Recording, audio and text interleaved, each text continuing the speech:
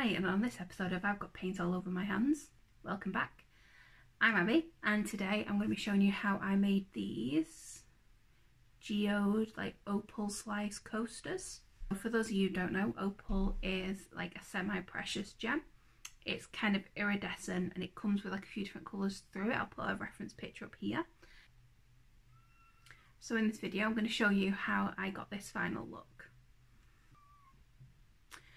To the craft cave. Na na na na na na. Okay, so when I'm working on a piece like this, I always tend to have a reference picture up. So that's the reference picture I was using while I was doing this. And then divide my resin up between these 5 containers. Then into the containers, you'll see in a minute, I start putting my pigments in. Now I'm using mica, and these are a duo shift mica. So they look white, but they have different colours with them. So I used a silver, a blue, a green, a red and a purple.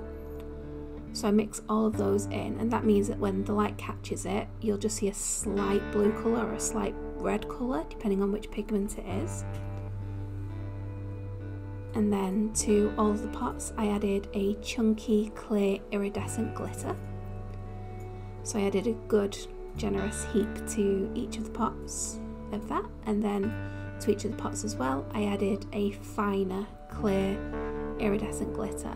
This is just to make a bit of dimension inside of the coasters. If you look at an opal, not all the fragments are the same size. I wanted to kind of replicate that as best as possible. You can also use something called dragon skin or unicorn skin, which you can sometimes find in nail polishes and things like that.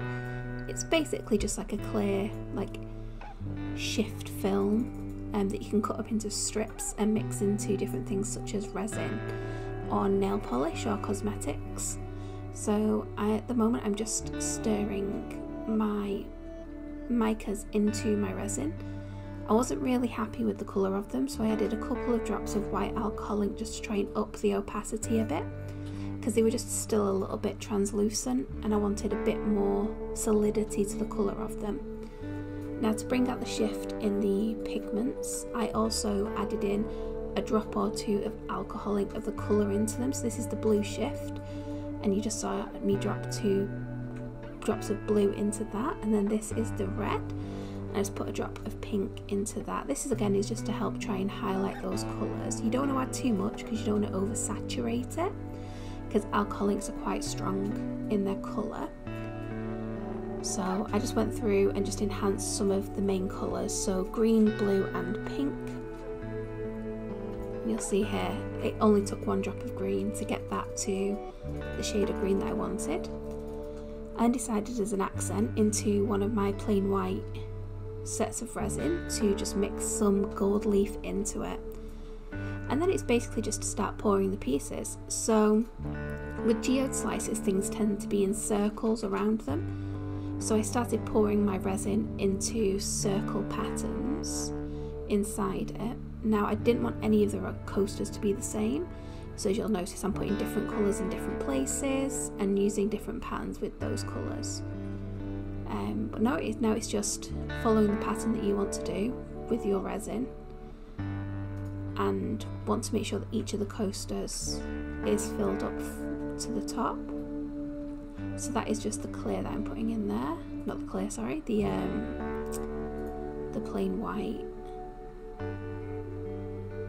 I wanted to have some of the coasters that were mostly pink and some that were mostly green, just so I had a bit more of a selection, and so I could see which kind of pigments worked best if I was doing this again in the future.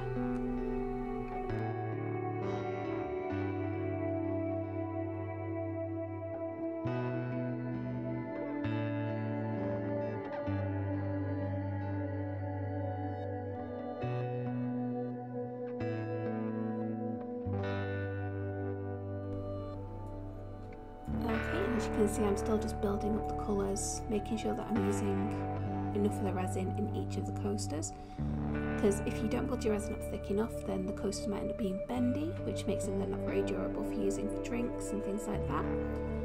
I wanted to add the gold into the centre of the coaster so they all had kind of a tie-in together, so you can just see me pouring that in there. Now, thing to bear in mind with anything like gold leaf and glitter, it will sink to the bottom of your coaster. There's not really anything you can do to stop that, but luckily that's kind of the effect I wanted for these. So I'm just, as you can see, just finishing topping up my coasters here. Now, something to bear in mind, because we have added a lot of add-ins with this, there's generally quite a lot of bubbles that come to the surface. So you'll see in a moment. Yep, there we go. I'm just moving around some of the gold leaf there. But I try and manually pop some of the bubbles with a bamboo stick. But the easiest way to pop bubbles is with a heat torch, as I'm using there, and just short bursts will just pop any surface bubbles.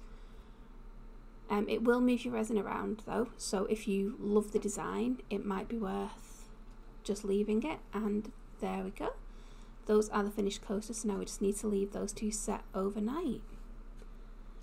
See you tomorrow. We've left the resin to set overnight, and now it's time to demold. So here are our poured pieces. Now you'll see from some footage that I'm going to include here that you can't really see from the top any of the glitter that we've put into these, but if you're not aware, with resin, glitter sinks. Generally any kind of embed you put into it are going to sink. I'm going to demold this one here first. So, okay, so that's what that side looks like. Let's pull all of these out actually. Oh, they're all coming out really easily. So that's number one. So this is the one that was predominantly pink and white. So I'll put a reference picture up here of Opal. So this next one had more green in it and less pink. So this is the top side, and then this is the glittery back. I think we've done quite well there with replicating an opal. This is why I love clear iridescent glitters, because they go with anything. They'll go with any kind of colour resin that you want to put them in. So it's shown up really well on that.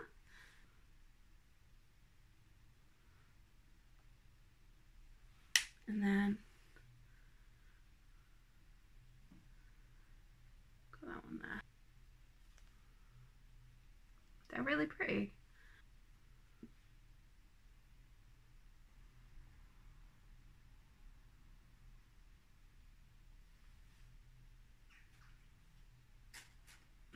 One thing I'm going to change though, so you can see on the edges on these are quite clear. I have something that we can use to finish them off. So I've got these edging paints from Resin. So I've got it in metal rose gold and metal gold. Well, that's the lid, that's the gold in the lid. And this is the rose gold, that's a lot more subtle. Okay, so I'm going to speed through this painting part.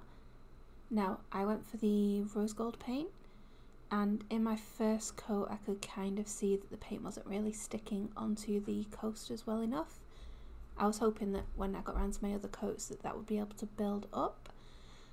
Thankfully the paint is quite fast drying, so when I did come to do my second coat, not only did the paint have something to grip onto because of the first coat, but it was actually not moving the paint around underneath it at all. I found that when it came around to about doing the third coat, that I had kind of the opacity that I wanted from the paint, and that it was setting quite well.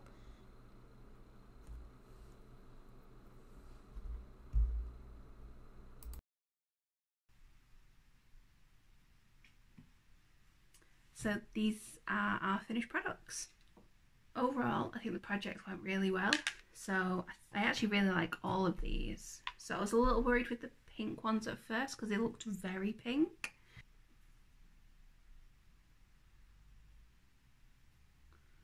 Oh, I love that shine.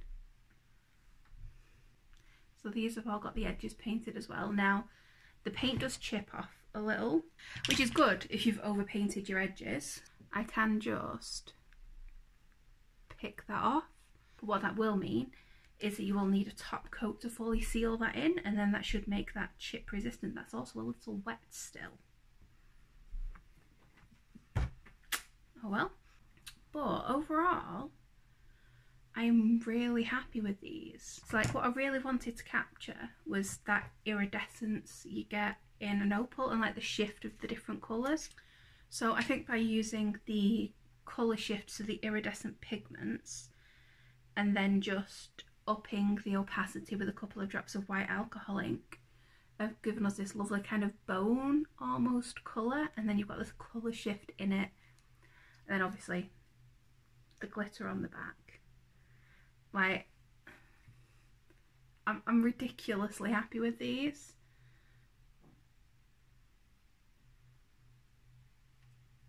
Thank you for joining me. I think that's everything for this video. I will post pictures of these in natural daylight on my Instagram. So if you want to find me, it's at firefly_resin on Instagram. It's also at firefly_resin on TikTok if you want to see some of my shorter videos on there.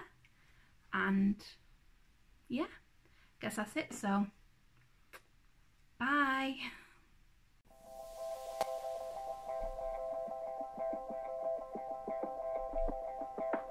He was crying to be held and now he's fighting.